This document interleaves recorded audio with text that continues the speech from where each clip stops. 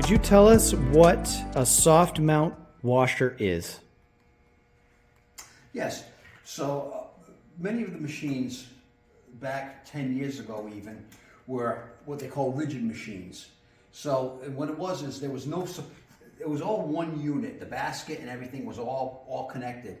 So that required a very heavy duty mechanical fastening to the ground, and actually even the ground that it was on, you generally have to be an 8 to 12 inch concrete slab that it was bolted to. You couldn't get too close to the edge of the slab or it would crack.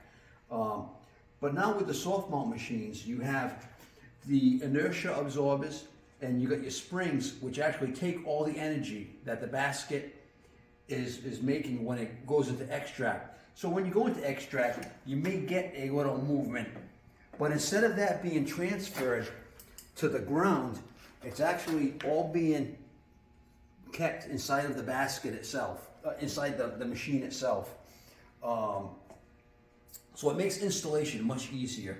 You don't have to change, you don't have to cut out your floor and put this giant slab in.